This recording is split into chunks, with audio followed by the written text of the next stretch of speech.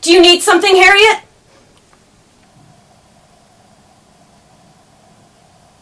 Howard told me what's going on with Tony.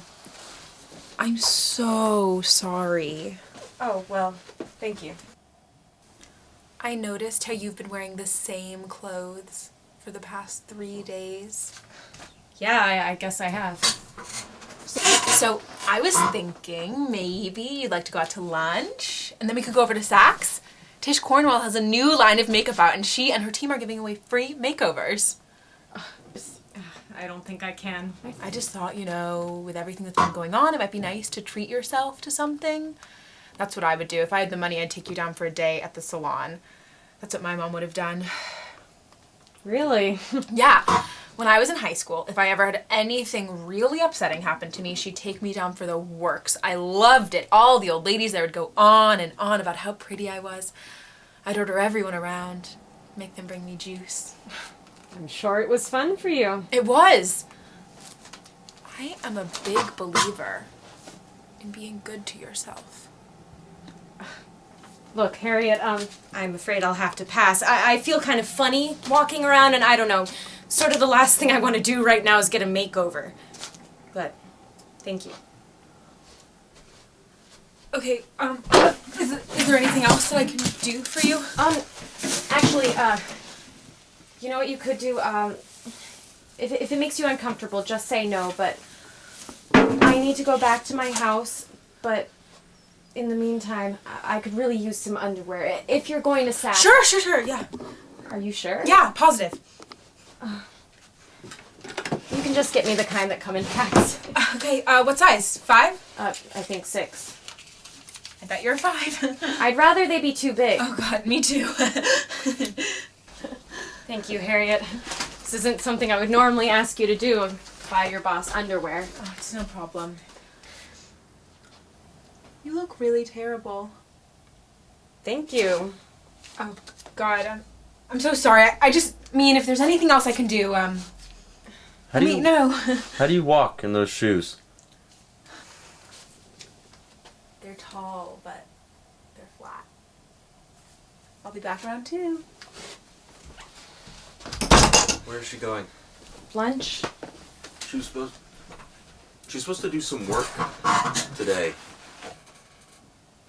Listen, could I talk to you? Sure.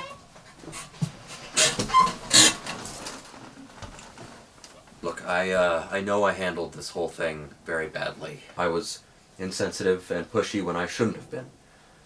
But when you first showed me those messages, I honestly wasn't thinking, oh, here's some story. I was thinking that someone I like and respect was in trouble, and she seemed to need my help. But then that policewoman came in here, and she started to talk, and I thought, my God, there's standard protocol here. And that made me wonder what else is standard. A standard personality, a standard train of events. And I wanted to write about it. But I know I handled it badly, and I'm sorry for that. But I'm still going to write the story. Look, I don't blame you for wanting to write the article, but right now I really don't think I want to read it. I was going to ask you to. And thank you.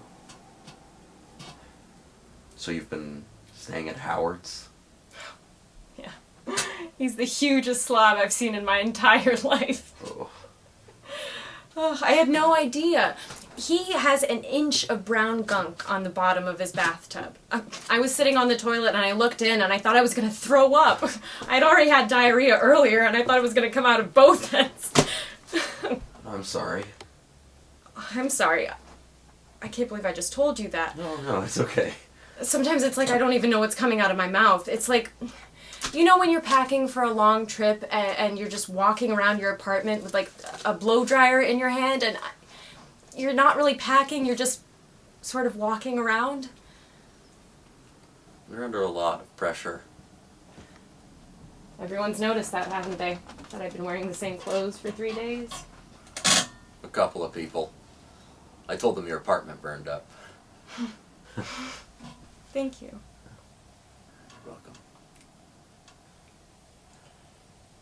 Look, if there's anything you need from your house, I could go get something for you. Just let me know. Something up for you. Look, Mercer, don't take this personally. It's not you. It's just I don't feel comfortable myself going there, but for some reason I don't want anybody else there either. I understand. Oh, wait. Would you like to just sit down and talk a little? Okay. Sure. It's there's no chair. You can just lean. Yeah. It's no big deal. I've been feeling a little lonely. I'm sorry. It's no big deal. So, what would you like to talk about? I don't know. Why don't you tell me about your wife? How long have you two been together? 15 years. We met in college. Did you both like Aerosmith? No. We actually met at a dance. Yeah, we were both stood up. Yeah. Oh no.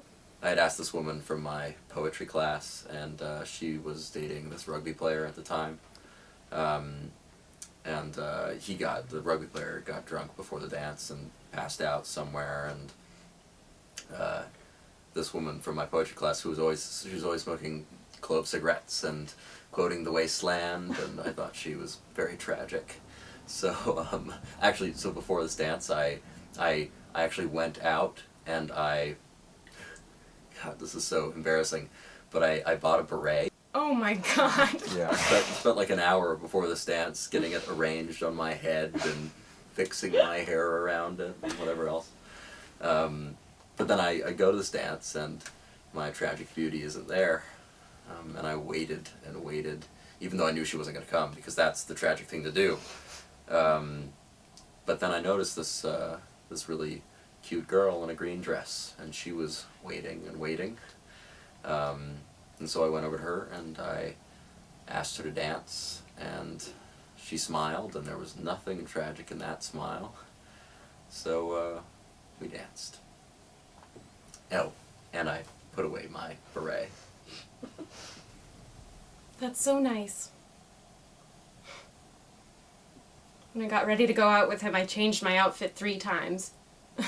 I kept looking at the mirror. You were nervous. No, it's more than that. I kept thinking about what I would look like to him. It makes me sick to think about it. You couldn't have known. It makes me physically ill, how much I wanted to look good.